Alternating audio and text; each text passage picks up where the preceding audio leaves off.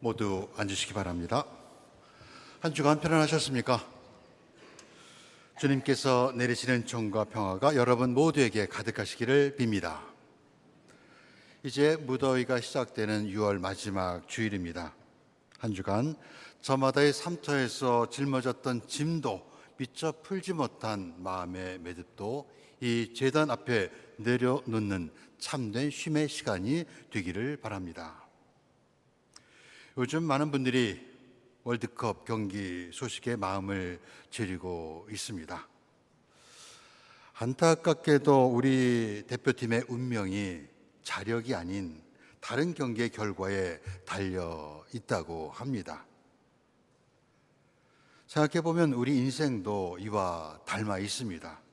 내 힘과 노력을 넘어 결국은 더 큰 분의 손길에 모든 것을 맡겨야 하는 순간이 찾아옵니다.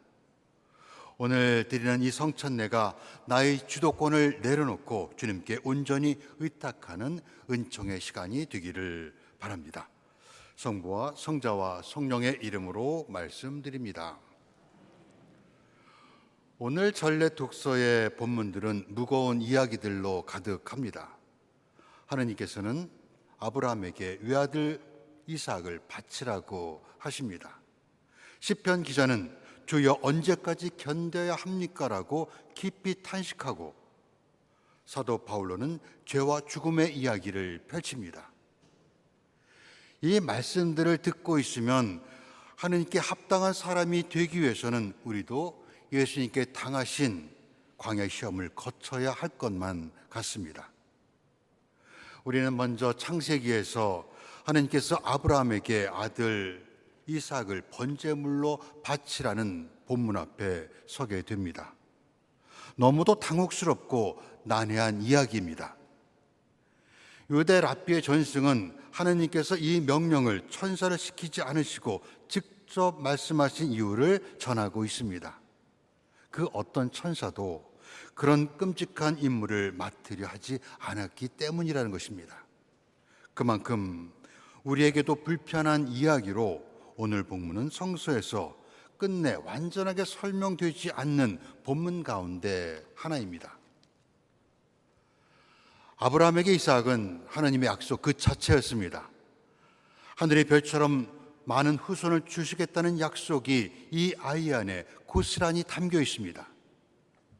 늙어서 기적처럼 얻은 아들, 웃음이라는 이름을 가진 아이를 아브라함과 사라는 끔찍이 사랑했습니다. 그러나 문제는 어느 순간부터 그 사랑이 하나님의 자리를 대신하기 시작했습니다. 약속의 근원이신 하나님보다 이삭이 그들 삶의 중심이 되어 버렸습니다. 선물이 약속과 자리를 받고 우상이 되어 버린 것입니다. 하나님께서 요구하신 것은 이삭의 피가 아니었습니다. 아브라함이 이삭을 자신의 소유가 아니라 온전히 하나님의 선물로 바라보게 하시라는 시험이었습니다. 어떤 설명도 아무런 보장도 없었지만 신실한 아브라함은 아들 이삭에 대한 소유권과 집착을 내려놓고 그를 하느님께 내려놓기로 결단했습니다. 아브라함이 칼을 들어 이삭을 막 찌르려 할 때 하느님께서 다급하게 그를 막아 서셨습니다. 그 아이에게 손을 대지 마라. 나는 내가 얼마나 나를 공경하는지 알았다.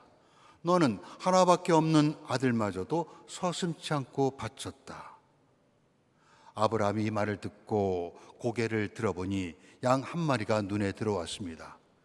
하느님께서 이삭 대신 마련해 주신 번제물이었습니다. 아브라함과 이삭은 그의 이름처럼 다시 웃을 수 있었습니다. 아브라함은 그곳을 야훼께서 마련해 주신다라는 뜻의 야훼 이레라고 이름 붙였습니다. 여기서 마련하다로 번역된 히브리어 단어는 문자적으로 보다라는 뜻입니다. 그래서 이 장면은 이렇게 읽을 수도 있습니다. 내가 나를 비웠더니 하나님은 나에게 보이셨다. 시장에서 이 진리를 가장 선명하게 보여주는 이가 사도행전의 스테파노입니다. 그는 복음을 증언하다 돌에 맞아 죽어가는 순간 하늘이 열리고 하나님의 오른편에 서 계신 사람의 아들이 있는 것을 보았습니다. 우리도 저마다 이삭을 품고 살아갑니다. 그것이 자녀일 수도, 평생을 해온 직업일 수도 있고, 혹은 오래 지켜온 관계나 자존심일 수도 있습니다. 그 자체는 분명 하나님께서 주신 귀한 선물입니다. 그러나 그것이 우리의 눈과 마음을 온통 빼앗아 버릴 때 우리는 그것의 포로가 되고 맙니다. 선물에 집착한 나머지 주신 하느님보다 선물을 더 사랑하게 됩니다. 성서는 이것을 우상이라고 부릅니다. 그렇게 되면 하나님이 보이지 않게 되고 내 곁에 있는 사람조차 보지 못하게 됩니다. 내 안에 나로 가득 차 있으면 하나님과 타인에게 내어줄 빈자리가 남아있지 않기 때문입니다. 오늘 복음은 예수님께서 제자들을 세상으로 보내시며 가르치신 맨 마지막 부분입니다. 그동안 예수님은 제자들이 겪을 고난과 밖에 가족 안에 생길 분열까지 말씀하셨습니다. 그 무겁고 거대한 하나님 나라에 대한 담론을 말씀하시던 분이 정작 그 결론으로 내놓으신 것은 겨우 냉수 한 그릇입니다.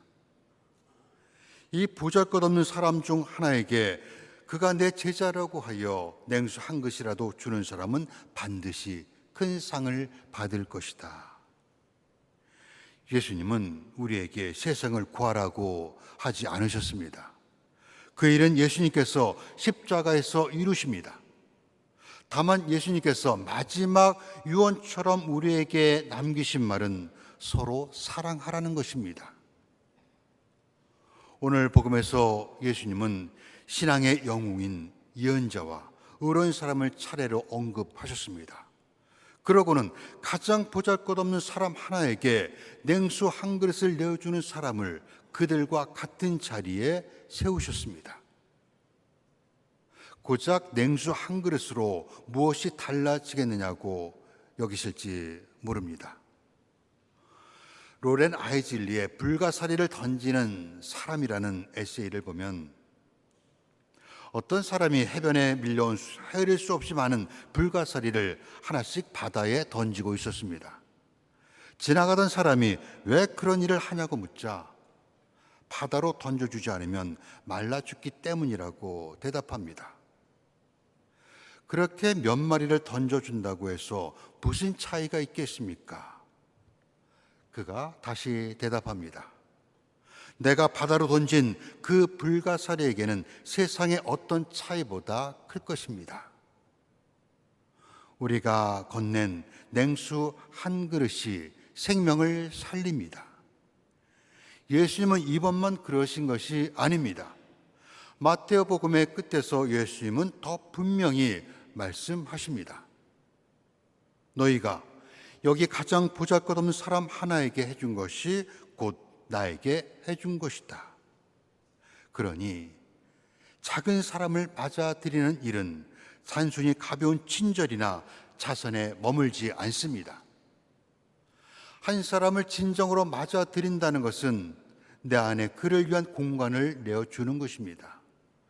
그것은 나를 내세우려는 마음, 세상의 분주함이 내 안에 가득 채우고 있다면 할 수 없는 일입니다.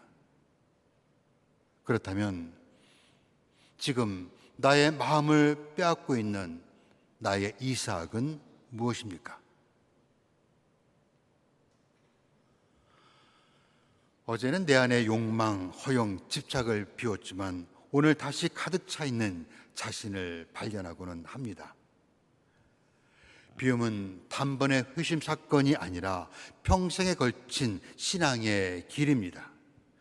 그것은 날마다 조금씩 나의 이삭을 내려놓고 그만큼 하나님과 타인을 위한 자리를 넓혀가는 일입니다.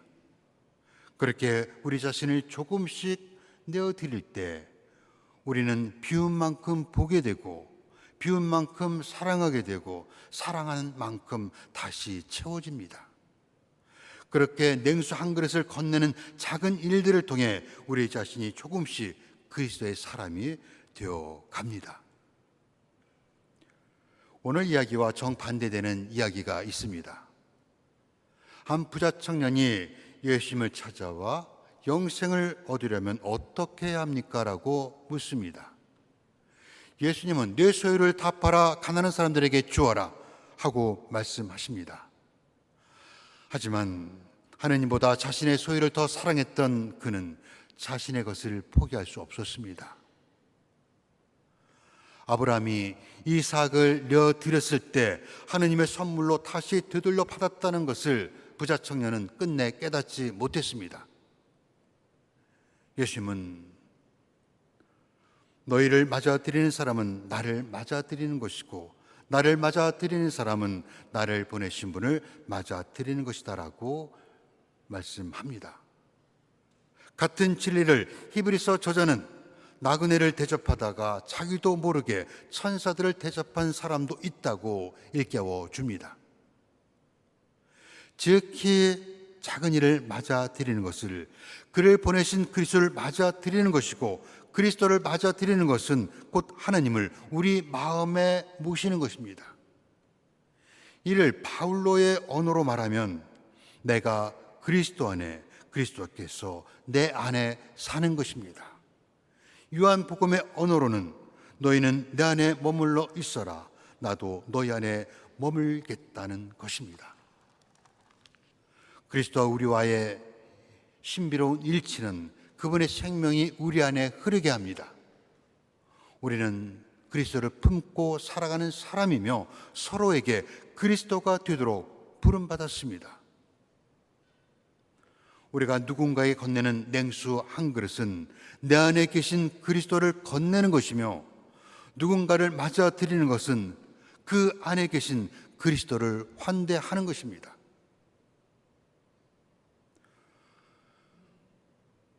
오늘 제2 독서에서 사도 바울로는 우리 자신을 죄에 내맡겨 악의 도구가 되지 하지 말고 죽음에서 다시 살아난 사람답게 하나님께 바쳐 정의의 도구로 쓰이게 하라고 권면합니다. 이처럼 우리는 날마다 죄와 하느님이라는 두 주인 사이에서 누구를 섬길지 선택하는 자리에 놓입니다. 우리는 매일 죄의 종이 되어 끝내 죽음에 이르거나 하느님의 종이 되어 생명에 이르는 선택의 자유 앞에 섭니다. 나의 고집과 집착을 내려놓은 사람만이 자신의 삶을 하나님의 사랑과 정의를 전하는 거룩한 도구로 내어드릴 수 있습니다. 우리가 하나님의 도구가 된다는 것은 거창한 투쟁이 아닙니다. 내 곁에 있는 가장 작고 연약한 이웃을 예수님을 대하듯 하는 것에서 시작합니다. 하나님은 그런 이들에게 하늘의 상을 약속하셨습니다. 그렇다면 우리가 냉수 한 그릇을 건네는 것으로 받을 상은 무엇이겠습니까? 이 질문은 언젠가 베드로가 했던 질문이기도 합니다. 보시다시피 저희는 모든 것을 버리고 선생님을 따랐습니다. 그러니 저희는 무엇을 받게 되겠습니까? 이 질문에 바울로는 오늘 읽은 로마서에서 죄의 대가는 죽음이지만 하나님께서 거저 주시는 선물은 우리 주 그리스도 예수와 함께 영원히 사는 생명입니다라고 대답합니다. 예수님이 말씀하시는 상은 훗날 하늘에서 받는 보상이 아니라 지금 여기에서 하나님의 생명에 참여하는 기쁨이며, 그 기쁨은 영원으로 이어집니다. 생각해 보면 우리는 이미 받을 상을 넘치도록 받았습니다. 우리는 지금까지 누군가가 거저 건네준 냉수 한 그릇으로 여기까지 살아왔는지 모릅니다. 생명을 주신 하느님뿐 아니라 부모님의 헌신, 누군가의 기도, 이름도 기억나지 않는 수많은 이들의 친절이 오늘의 우리를 살렸습니다. 우리가 거저 받은 그 사랑이 우리를 누군가에게 냉수 한 그릇을 건네는 사람으로 만듭니다. 받는 사람이 주는 사람이 되고 주는 사람은 그 나눔 속에서 다시 그리스도를 만납니다. 하느님의 나라는 위대한 신앙의 영웅들이 아니라 냉수 한 그릇으로 세워집니다. 타인을 향한 우리의 환대와 나눔은 이미 과분하게 받은 선물에 대한 감사의 응답입니다. 그 자리가 바로 아브라함이 자신을 비워 하느님을 만난 곳이고 우리가 애지중지했던 나의 이삭을 기꺼이 내려놓는 은총의 자리입니다. 이제 우리 자신을 조금씩 내려놓읍시다. 움켜쥐고 있던 집착에서 풀려나 우리 안에 하느님과 다른 일을 위한 공간을 마련합시다. 그러면 낯선 사람 안에 계신 그리스도, 미워하는 사람 안에 계신 그리스도, 배우자 안에 계신 그리스도, 나와 다른 생각을 가진 사람에게 계신 그리스도, 우리는 그 모든 사람 안에 계신 그리스도를 보게 될 것입니다. 그리고 그들도 내 안에 계신 그리스도를 보게 됩니다. 이것이 냉수 한 그릇의 영성입니다. 나누고 비워진 그릇에는 야훼 일의 하나님께서 우리를 위해 마련하신 상으로 가득할 것입니다. 오늘 이 거룩한 성찬례가 냉수 한 그릇을 품고 세상으로 나가는 은총의 시간이 되기를 기원합니다. 성부와 성자와 성령의 이름으로 말씀드렸습니다.